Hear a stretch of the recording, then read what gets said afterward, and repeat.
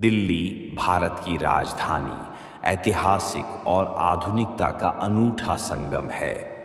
इस शहर में कई भूतिया कहानियां प्रचलित हैं, जिनमें से एक मशहूर कहानी है जिसे अक्सर काली चाय वाली बिल्डिंग के नाम से जाना जाता है।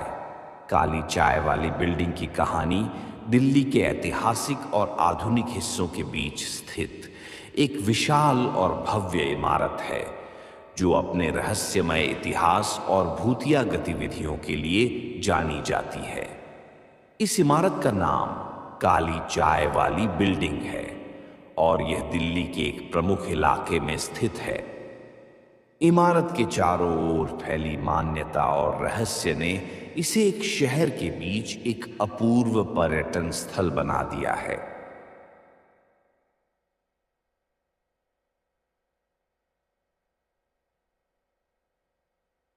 कहानी के अनुसार इस इमारत का निर्माण लगभग एक सदी पहले हुआ था।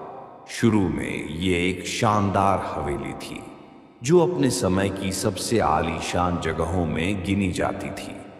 हवेली के मालिक एक समृद्ध व्यापारी थे, जिन्होंने इसे अपने परिवार के लिए बनवाया था। लेकिन कहते हैं कि हवेली का सुखद जीवन ज्यादा दिनों तक नहीं चला। हवेली के मालिक की एक बेटी थी, जो बहुत ही सुंदर और धार्मिक थी।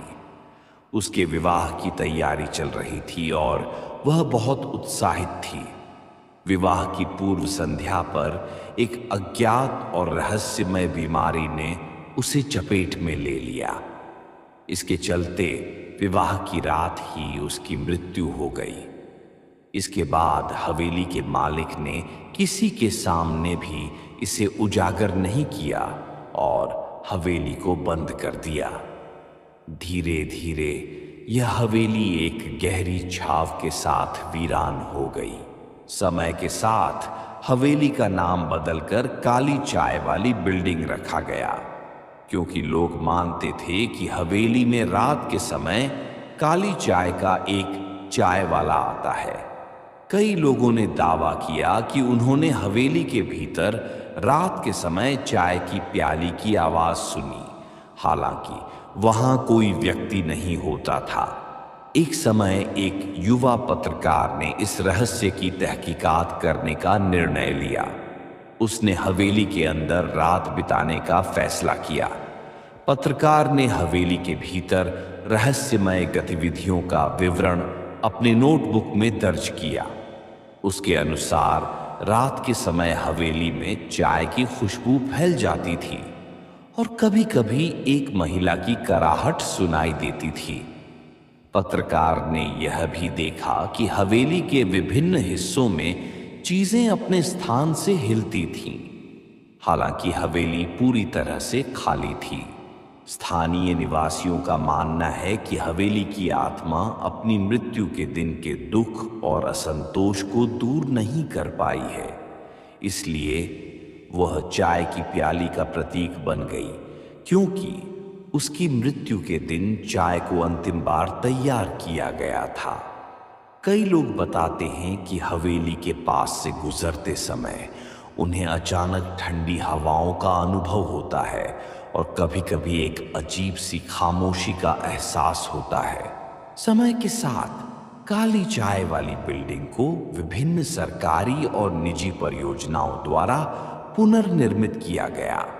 हालांकि इमारत के भूतिया अतीत के कारण इसे कभी पूरी तरह से पुनर्निर्मित नहीं किया गया। आजकल यह स्थान एक पर्यटक स्थल और एक ऐतिहासिक धरोहर स्थल के रूप में जाना जाता है। यहाँ पर लोगों की भीड़ लगी रहती है, जो इसकी रहस्यमय गतिविधियों और भूतिया कथाओं को जानने के लिए आते हैं। काली चाय वाली बिल्डिंग की कहानी दिल्ली की सांस्कृतिक और ऐतिहासिक विविधता का एक महत्वपूर्ण हिस्सा है। यह कहानी हमें यह भी सिखाती है कि कभी-कभी अतीत की घटनाएं वर्तमान को प्रभावित करती हैं और इन घटनाओं को समझने के लिए हमें साहस और जिज्ञासा की आवश्यकता होती है। चाहे आप इसे एक ऐतिहासिक तथ्य माने या एक स्थानीय किंवदंती काली चाय वाली बिल्डिंग दिल्ली के रहस्यमय और जादुई पहलुओं को उजागर करती है। तो ये थी कहानी दिल्ली की भूतिया बिल्डिंग। कहानी आपको कैसी लगी कमेंट में ज़रूर बताएं। वीडियो को लाइक करें, चैनल को सब्सक्राइब करें। मिलते हैं एक और नई डरावनी कहानी के साथ। आपका दिन शुभ हो। शुभ रात्रि। धन्यवाद।